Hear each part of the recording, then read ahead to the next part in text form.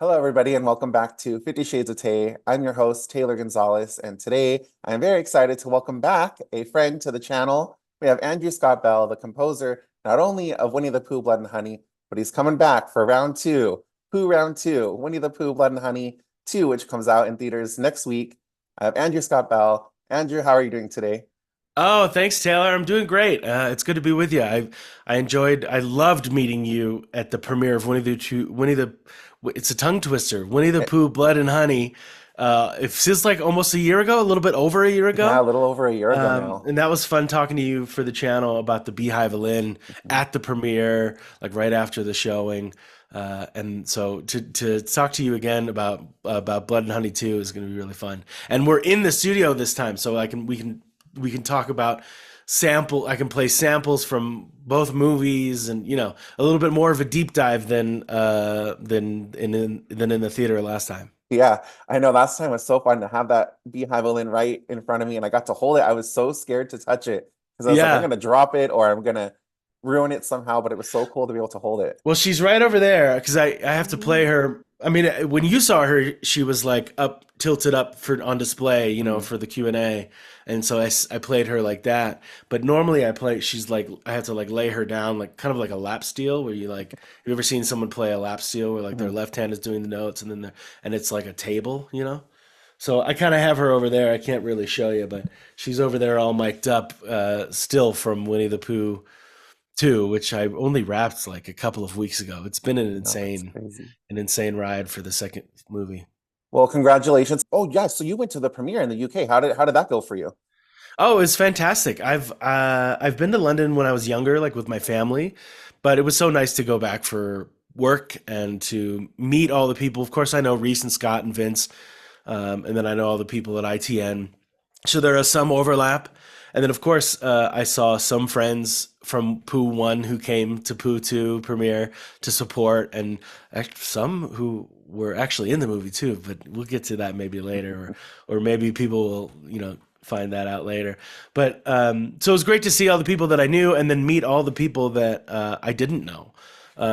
Like I had worked, this is my second time working with Ryan, the sound designer and mixer, re-recording mixer, who mixes all the audio for the movie.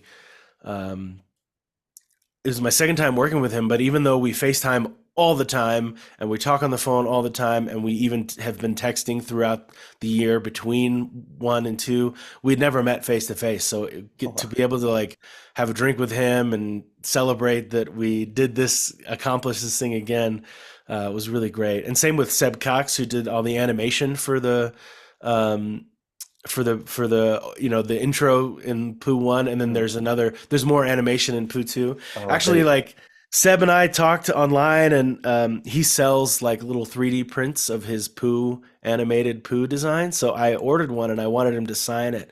So I said, "Can you sign it for me? Because like we're Oh, pals." And he said, "Oh, they're already like boxed up, so no, but I'll send you something special, and let me show you what he okay. made me. All right. This is amazing."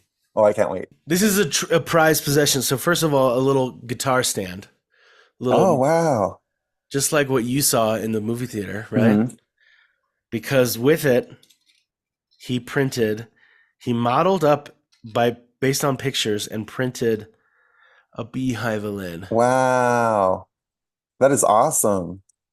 I'm gonna maybe oh I'm gonna Uh-oh. break it. I'm gonna maybe like paint it. I don't know. I'm gonna ask him if what like paints I should use or something, but and see Yeah. if he would think. But anyways, so it was nice to meet him in person and thank him for this cool custom beehive violin Oh, that is so cool. print. Very nice. Well, we have to talk about the announcement that was made yesterday, the Pooniverse. The Pooniverse, yeah, It's so fun to say out loud. It's one thing to read it, because like, yeah, yeah, but on paper, but then hearing it out loud, the Pooniverse, it's so fun. yeah. The universe, Pooniverse. I love it. I remember when we first started using that term. It seemed like about a year ago when when they first kind of announced that they were going to make like Bambi, and then people were like asking, um, are these going to be connected? And they were like, yeah, they're going to exist in the same universe. And at that time, they hadn't come up with the Twisted Childhood universe, which is what it's called now. Mm, Some people were speculating, is it going to be called Public Domain, the mm, PDCU? A lot of people went with PDCU just kind of on a whim. I really like the Twisted Childhood universe because it's not, it's a little bit, it encompasses more of what they're trying to accomplish than just like public domain, because it's not just public domain. It's like, childhood. It's this, there's in horror films, as you know even better than me, there's a storied tradition of taking childhood and innocent things and twisting them, right? So the like clowns, music boxes, dolls, even Santa Claus has had his stamp in horror. So this is really just an extension of that, and I love that.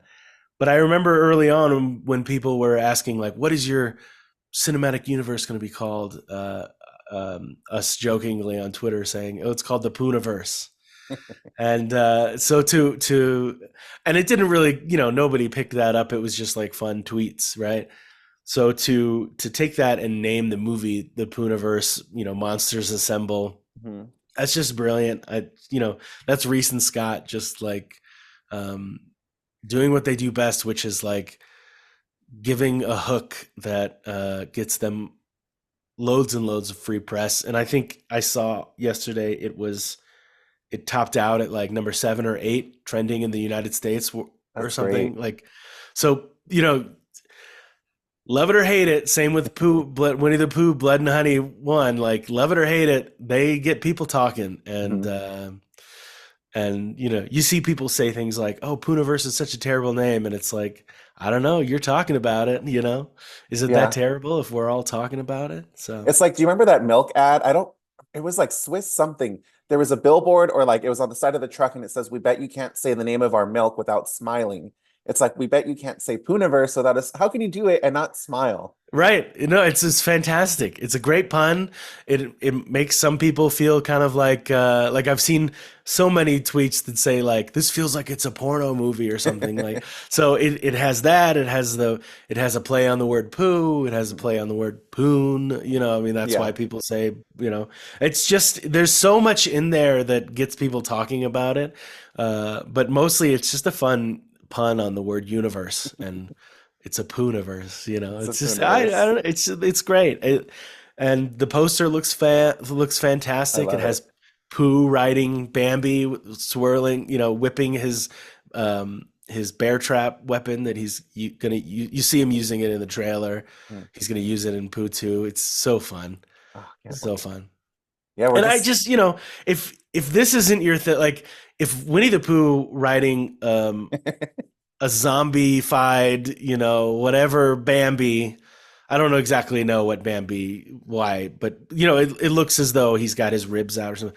If Winnie the Pooh riding like a zombie Bambi with a bear trap as a weapon isn't delightful for you, like just go watch Hereditary again. I don't know, because to me this is like so much fun. it's And so fun. I'm not saying that just because I'm friends with the people who made it or might be working on it, or Mm. I'm not saying this just because I worked on Pooh 1 or 2. Like if I was just a fan, I would still be a fan. You know what I Yeah. mean?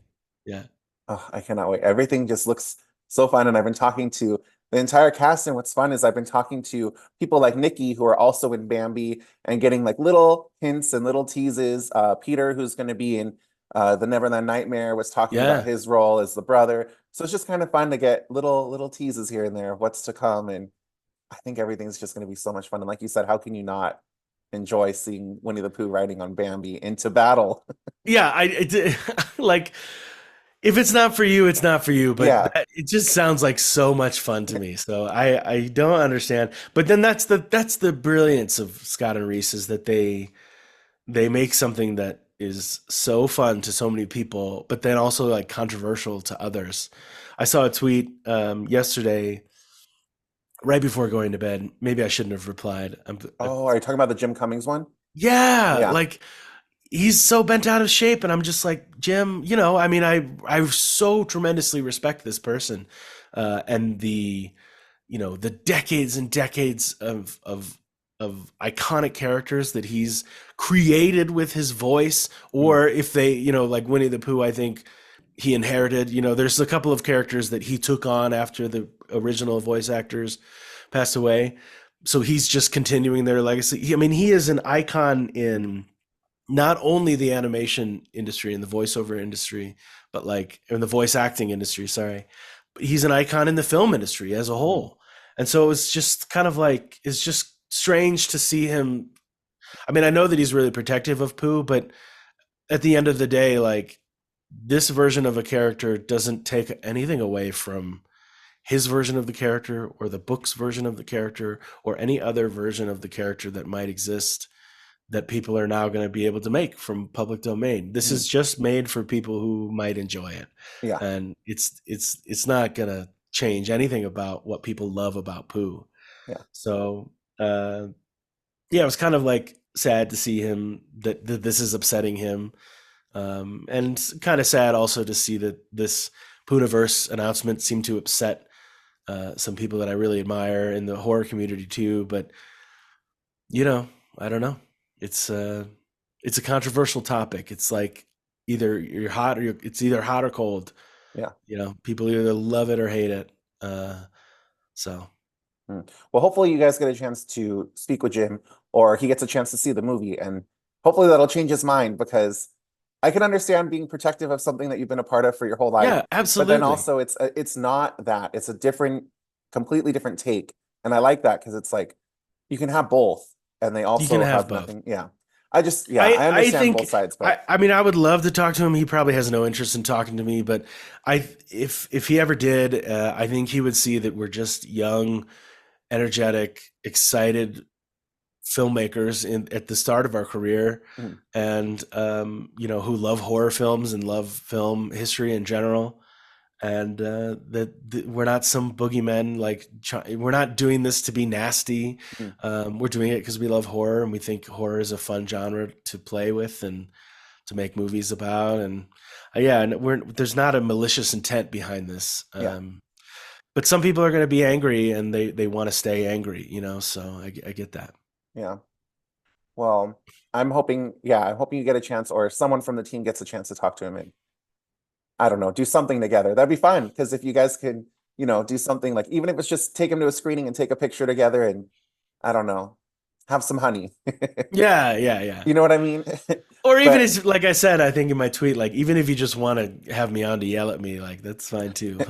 yeah, because he did mention doing a podcast, so it's like he could have you, or he could have, Yeah, just bring Scott or me Reese on as a and guest. just Yeah. like just scold me. That's fine. I'll happily be scolded by someone as iconic as Jim Cummings. Just you could just mute my microphone and yell at me, and would just watch me smile as he Yeah. yells at me. Smile and nod. Yeah, yeah, yeah. It'll Oh it'll my be God. the highlight of my year to be scolded by Jim Cummings. Oh my God. Well, not to change the subject, but I love the score of the first Blood and Honey. I think when I met you that night, I told you the whole way to the theater to LA Live, I was listening to it on my phone in the car. And Yeah, I have it, yeah. So I have like the Barbie soundtrack, the Dune Part One, Part Two soundtrack, and then I have your soundtrack for Winnie the Pooh, Blood and Honey. I love it. I put it on all the time when I'm home and like cleaning or doing chores, or lately a lot of editing.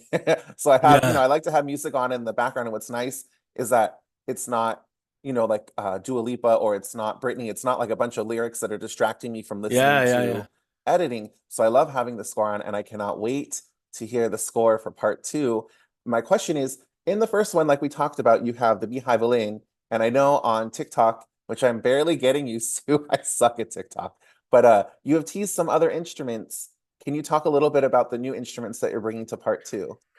Yeah, there I worked with the same artist, the same experiments, a luthier. And for those who don't know, a luthier is somebody who designs and or just makes string instruments. So like violins, guitars, cello. Um, I worked with him on the beehive violin, which is just so happened to be something that he had inside of a beehive for 2 years before I came around. Um, that's just we've already told that story from last time. So I came to him and I said, "What can we do for the sequel? I've got two new characters, and then of course we've got Pooh again and Piglet." Um, and I kind of had a very, very loose idea of like wanting to include a bear skull in some way, like maybe a whistle, because I'm really interested and kind of obsessed with Aztec death whistles, which are really small, and then they create this like high pitched whistle. And what they were used for is like, if you get like 100 people to blow with them before you charge into battle, like it's a terrifying sound. So, but I'm really interested in like making a large version of an Aztec death whistle so it's not like high pitched like a screech, but more of like a oh, this kind of thing. So we didn't really kind of go down that route, but then we started to talk about what kind of resonating, like using a bear skull as like a resonating chamber, like the empty hollow part of an acoustic guitar or the hollow part of a cello, and what kind of qualities that would create. And that's how we kind of ended up with this idea for a bear skull cello. Through kind of experimenting, it seemed like it turned out that the bear skull. Well, first of all, in California, it's illegal to get a bear skull, so we had to pivot and get like a rosin replica of a bear skull. Okay. He got me two of them actually. So, well, you can see the bear skull cello. Yeah, it's right behind me actually. I'll put you full screen. This is the Scullo. It has all these interesting bits on it, but mostly I played it. I think. Oh, let me try to get it in frame here. I played it as mostly a normal cello throughout. Let me try to. Oh, there we go. That's the Bear Scullo. Kind of calling it the Bear Skull cello. It's on top of a cigar box, so the cigar box is doing most of the resonating as the sound waves pass through. Sorry, pass on the strings through the bone or the bone replica, and then resonate in the cigar box where the microphone is, because I plug it in. But then it also has these things like a gyro. This is kind of a Oh yeah. So that was fun to play in a couple of moments. And then these strings right here that he attached to the jaw, where I ended up using a lot. They make this really crazy sound. Wow. That is so cool to see. Thank you for showing that. Yeah, yeah, yeah. Now let me play a sample of it because I have a Oh yeah. recorded sample of it. I just want to make sure that. Oh Oh, no. it's okay. It's just a trombone. At least It's it was you and not me. That's like my worst nightmares, It's knocking my over your brother's. It's instruments. my brother's trombone from like fourth grade. He gave it to me, so it's like it's been beaten up and not by me. So I'm just adding a couple of dents to it, and already dented. It's fine. Okay, here's the Scullo mouse harp dry, just by itself, like just the signal coming into the computer.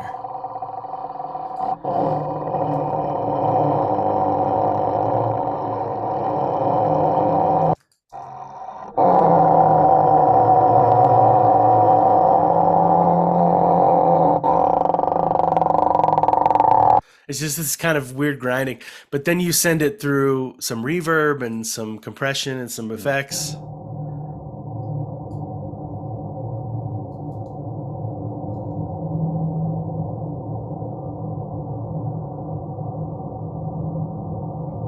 and it creates this kind of like windy, Mhm. hollow, haunting sound that I really loved, and I used a lot throughout the score. Here is just the cello part of it. Mhm.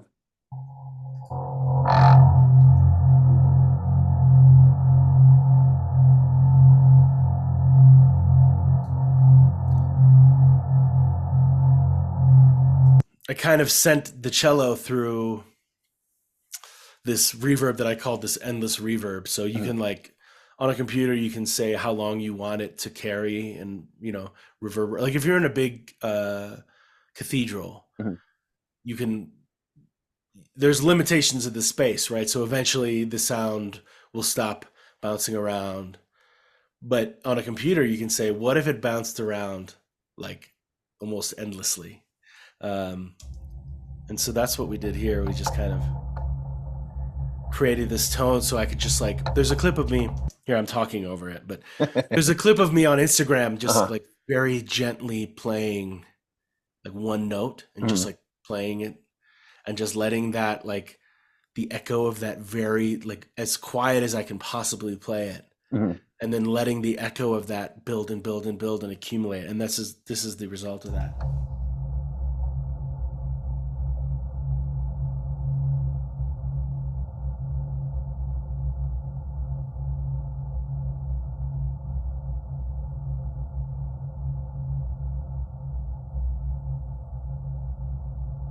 It creates this low kind of rumbling. I mean, like in the theater, it'll kind of like a little bit rumble people's seats, and it's just Mhm. like this impending doom that's coming at you. So that was the skull cello. That was a lot of fun. I This love is it. going to be a long answer. You've got me here because I created some. Well, I created the Tigger tube, which you might have Oh heard yeah, of. yeah, yeah. And as I was telling you earlier, like we just bought this house, and I had to do a little bit of plumbing work upstairs. Uh-huh. Um, Mostly my fault because I hammered a nail and I Oh put a hole in a no. pipe. But yeah, so I had to fix the pipe. So in order to not take up too much of the wall, I got this like clear tubing that you could kind of flex and fit into the space you need. But I got way too much of it, so I only ended up needing like this much of it, and I had all this left over. And one day, as I was just starting the movie, just starting to think about the movie, Mhm. I came down into my studio and I saw this on the floor where I had left it, uh, and I thought to myself, I could put a trumpet mouthpiece in there. And I tried the trumpet mouthpiece, and it didn't really quite work as well as I was thinking. So I Mhm. took out, like I said, my brother's old trombone, and I put the trombone mouthpiece in it, and it really kind of came to life. And the cool thing about it is you kind of flex and wiggle the tube as you play it, Mhm. so it does this. So I can play a note and just go, or if I wiggle it,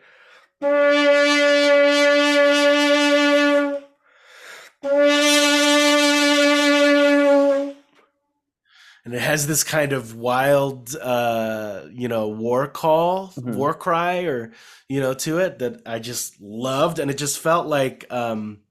It just felt like Tigger kind of going nuts. And this ADHD, I have ADHD, so I very much was excited to write music for Tigger.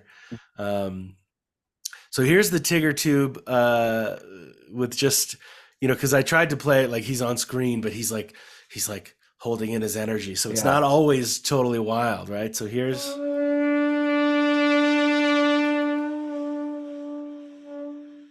So that's without any reverb. Mhm. Here's with reverb, same thing. Oh no, that's not the same thing. Hold on. I guess I don't have one with reverb, but that's the Tigger tube, just I kind of love it. like. That's so creative to find a pipe and then turn it into a Tigger tube. I would never be able to think of that. So that is amazing that you have this creativity and you're able to turn, I don't know that you would call it a household item, but yeah, I guess technically a household item, turn it into an instrument for a horror film. Do you Yeah. ever get scared when you're alone in your studio and it's late night, you're staying up all night trying to score a scene and you're playing these scary sounds back and the way you're facing me, right? So your back is to the stairs. To Yeah. me, I'd be terrified. I'm hearing these Tigger tubes, I'm hearing the beehive lane, and I can't see if anyone's coming down the stairs to stab me in the back. Do you ever get scared? I don't think I get scared. No, I don't get scared because it's like when you work on these horror movies, like you're just very aware. I mean, you see it over and over and over again. Um, but sometimes I kind of get pulled into the movie that I'm working on. Like I scored a movie that was based on real events, and really, I felt really drawn to give my best emotional self to this because it's based on real people, Hmm. and this still unsolved missing persons case. And Ah, so I felt really compelled to that, and then that really affected me in a way that I had to take time off of writing music for like weeks afterwards because I put so much of myself into it, hmm. maybe too much of myself into it. The thing that happens to me for sure when I know I'm in the right track is like if I'm creating a sound and I get like the kind of the hairs stand up on the back of my neck, Mhm. um, or I feel really tense. There was a part in there was a part in this movie where I had written something that was a callback to Pooh One music, and Reese was like, "I think we can do better. I think we should push the envelope. I think we should try to really. This is a really great moment to like get people tense and not just play a theme, from Pooh One." And I totally, he was totally right about that. Let me try to find that. Here's that moment that I just felt like, ooh, this is gonna be tense for people.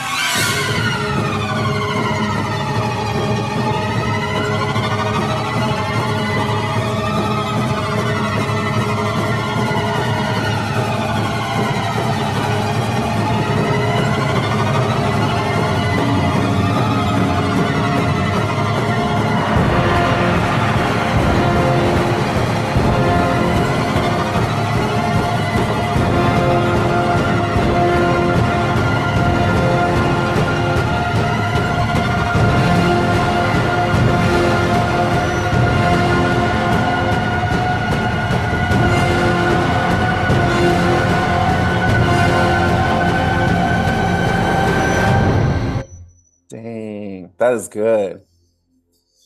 I just thank you. And then so like as you're working on this scene and you're seeing what's happening on screen, Uh, and the music is just like relentlessly driving, driving, driving, yeah, yeah. driving. I started to kind of like feel anxious, and I was like, oh, this is going to do something for people. This is going to do something for people, because you get kind of, as you work on these movies and you see the scenes over and over again, and it's Mhm. very easy to get a little bit desensitized to like what's on screen. And so you're always like, does it work? I can't tell if it works, because I've literally seen Yeah, this kill 4 dozen times just today, yeah. um so it's great when you get a moment that's like, ooh, I think my heart is racing. So Mhm. that hopefully means that like the audience is going to be like, oh, Yeah.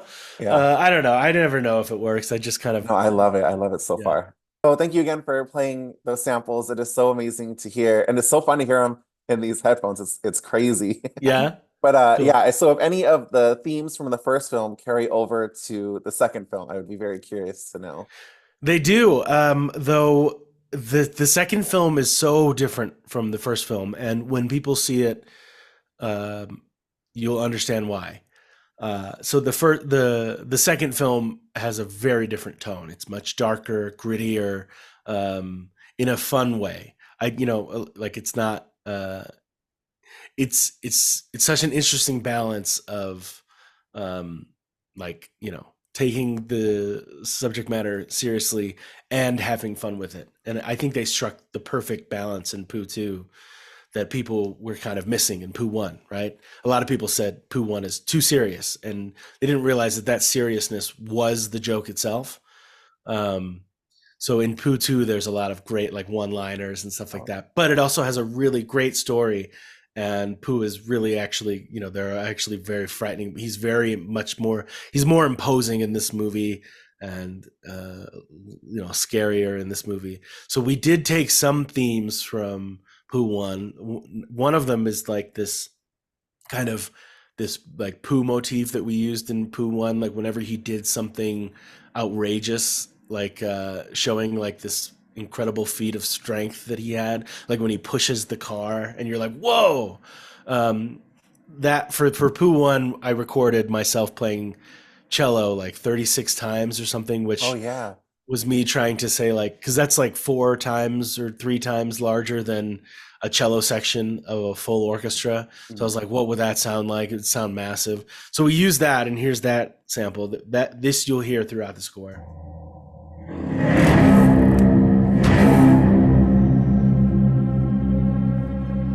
So that's still there, because that's Pooh. That's like, Yeah. that's him around this big struggle. And let's see what else. There's a moment we used during some of the flashbacks, Mhm. because there's quite a bit of flashbacks in this one that people have. I know that people have seen the images of young Pooh, Mhm. And they're just gonna love seeing the flashbacks. So let me hit that moment. I think that's it. Therapy.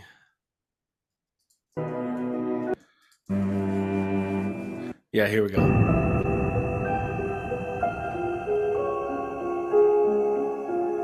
So you might recognize that from Pooh 1, the intro with Christopher in the woods playing with the animals. Mhm. We took that for some of the flashback scenes and kind of like made it this really dreamlike, reverb kind of like a little bit off piano. And here's what that sounds like.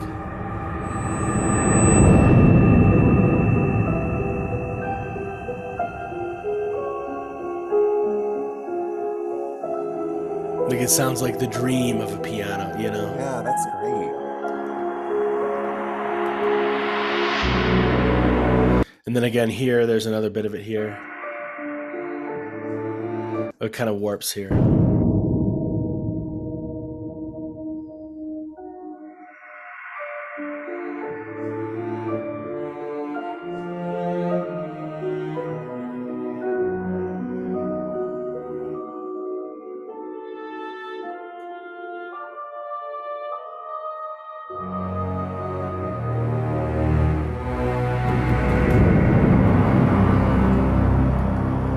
So we had a lot of fun. Yeah. There's of course some variations of Christopher Robin's theme Mhm. from Pooh 1 that I think feel a little bit different. Like here's a bit of that.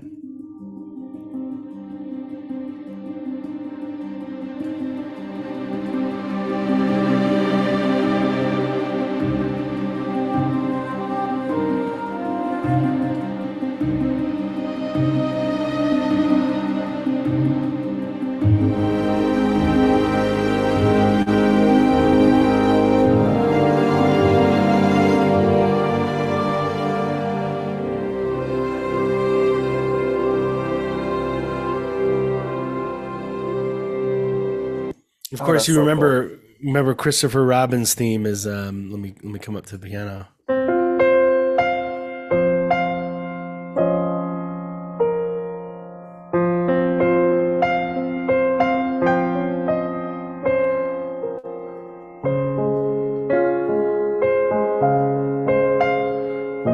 Uh,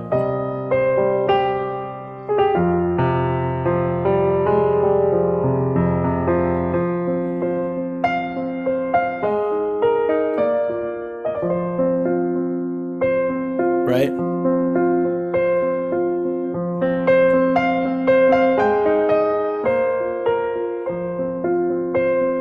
So you never actually hear that in this one, but there's like hints of it throughout, especially when he's with his sister. You never hear it quite in the same way that I just played it, and that it is like very clearly stated in the beginning of Pooh 1. But it's there, it's Mhm. part of that character's DNA. So it's absolutely there. And, Oh, and that's same with a cool. lot of the similar chord progressions and some of the choir parts. And it's all there in like, it's very much the DNA of 1 Mhm. without but if it has a new kind of more grounded feel, I think, which was really fun to explore with Reese. Oh, that is so Totally cool. Thanks blast. for telling me that. I'll definitely keep an ear out for the different versions of Christopher Robin's theme throughout it. That's so cool. Yeah, but here, see if you recognize like a little hint of it.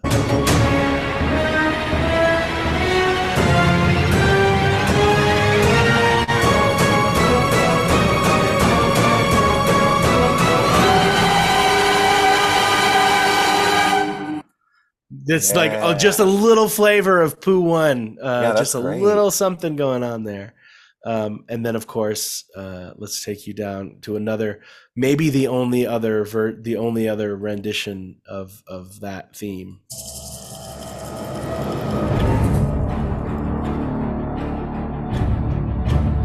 which is very subtle.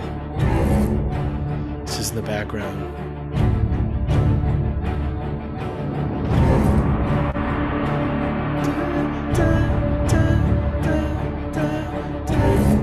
And it builds, so you'll hear a little bit more.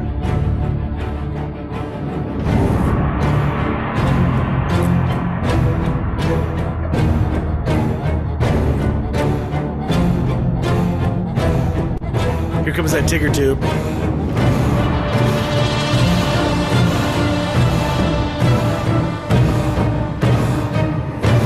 So yeah, Oh, just that is little so hints cool. of stuff that you might recognize from the first one, but that, I mean, that theme in the original one had sanguis, it had a whole thing. It was totally different, Mhm. but and we didn't want to take it completely out of the sequel, but Yeah. it's its own film score Mhm. entirely, with Wow. little nods and hints, and that was so much fun for me to revisit stuff I had written a year ago and kind of mine new material out of it Mhm. and present it in new ways that not just a copy and paste, but like how can I reuse this, and almost like doing remixes of my own stuff. It was really, Yeah. really, really fun. Oh, that is so cool. Are there any films you've seen lately where you've really, really enjoyed the score? For me, it was Poor Things. Seeing that film and hearing that score for the first time, I don't think I've ever heard anything like that. Anything that sticks out to you that you've seen lately?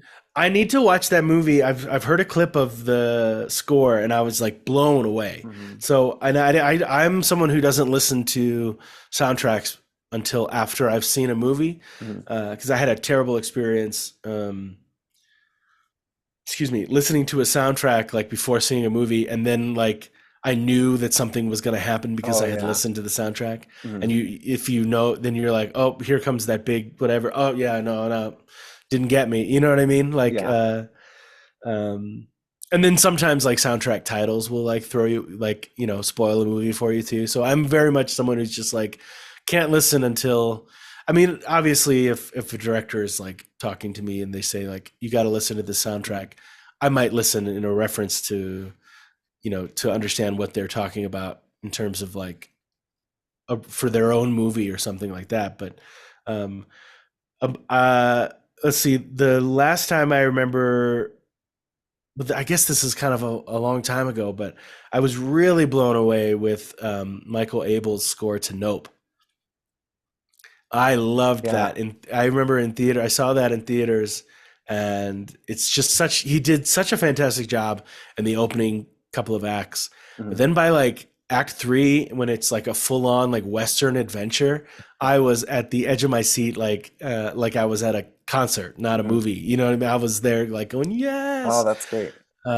Because I love those big kind of, sweeping thematic things. Mhm. And I thought it was so exciting to hear him flex those muscles and be like, I'm going to write a Western, and like an old American Western. And it was just so fun, musically, at least. Mhm. It was so fun. So that's the last time I remember that, but I'm sure there's another one that I'm just not thinking of more recently. The problem is, I saw Dune 2 a couple of days ago. Mhm. I drove down. The problem is, we live up in the mountains north of LA, so it takes me an hour to get to a movie theater. Um, so I don't see a lot of movies in theaters to like feel the score in my Yeah. chest. Um, but yeah, I really enjoyed the Dune 2 score. So Uh, good. yeah, it was so good. I think Hans and a lot of the people that work with him are so good at creating these deep textures that Mhm. have you know, like when you listen to it over and over again, I think a lot of people don't quite understand how much work goes into creating those textures and creating those Mhm. sounds with so much depth to them.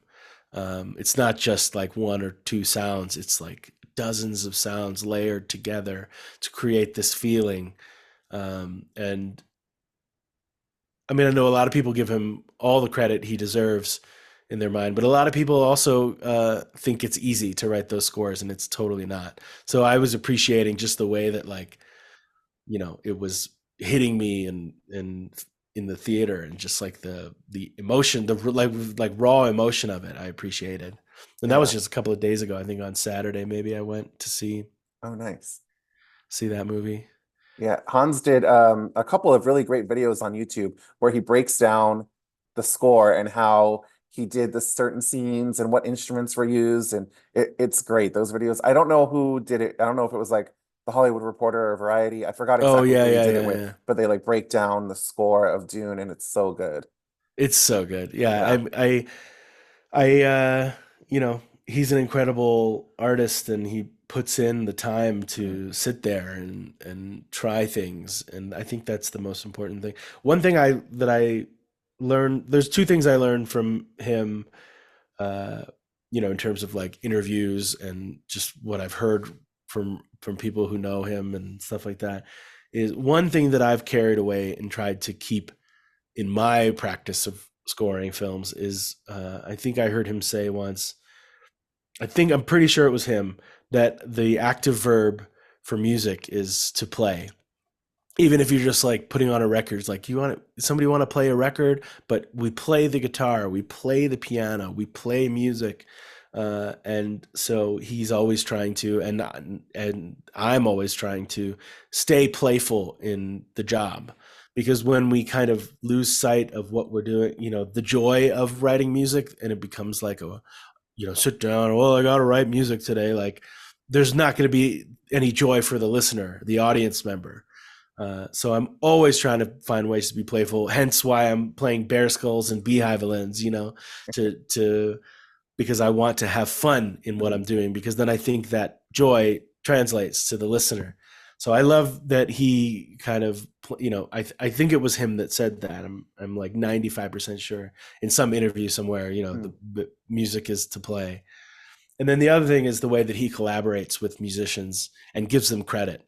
Like he'll do an interview with the singer that he brought on for Dune, and they'll do the interview together, because he doesn't see it as someone, like he doesn't see it as he wrote the music and he hired them to perform it. It's like he brings them in and he's like, well, why don't you try this? And then they do something and he does something and they do something, and then they give a suggestion and he changes this and they change this. And like, there's more collaboration in how he works with artists. So when I think, like, when I work with someone like Tyler Thackeray, who's on Instagram as at Violin Torture, who made the beehive violin and the bear cello, I so many composers could very easily be like, oh yeah, I commissioned this instrument and I got to, but I just enjoy collaborating with that person and then saying Tyler is genuinely Tyler is the genius behind the bear skull cello or the scullo or whatever you want to call it. I'm just the lucky one who gets to play it on a film score. You know what I mean? So I really appreciate the way that Hans collaborates with the people he collaborates with and then gives them credit. Like if you scroll down IMDb way down to the bottom and you see the music section, there's so many people who help Hans, and a lot of other composers don't list those people, if you know what I mean. So I admire him tremendously because he's a titan in our industry and then my section of the industry. And he's doing it right. I think he's not only incredibly talented, but he's doing it right in terms of giving credit and, just trying to have fun. I think it's clear, it's infectious. Like when he does an interview that he loves what he does. Yeah, I know. So, it's so cool to see him light up when he's talking about his work. Yeah, I totally agree. Yeah. Well, Andrew, I cannot thank you enough for this interview. I really appreciate you taking the time out of your busy schedule to not only play some music live for me, but also show off the new instruments, the Tigger tube. Yeah. So awesome. I really appreciate this. Andrew, where would be a good place for people to come follow you, to check out what other upcoming projects that you have? On all social medias, you can find me at Andrew Scott Bell, like Twitter at Andrew Scott Bell, Facebook.com/Andrew Scott Bell, TikTok at Andrew Scott Bell, Instagram at Andrew Scott Bell. It's all the same. So find me there, and I'm pretty good at responding to DMs and stuff like that. I love meeting people who appreciate, who enjoy my work, and I love just meeting new people. So, tag me or whatever. Yep. And I will put descriptions to some of the social medias in the description of this video so people can come check you out on TikTok and on Instagram and Twitter and stuff. Well, thank you, Andrew, so much for joining me. I really appreciate you showing off the new instruments, playing some samples for us. I cannot wait to see you in person soon. And thank you so much for this. It's my pleasure. Thanks for having me, Taylor. And I'll see you soon. All righty. Bye. Bye.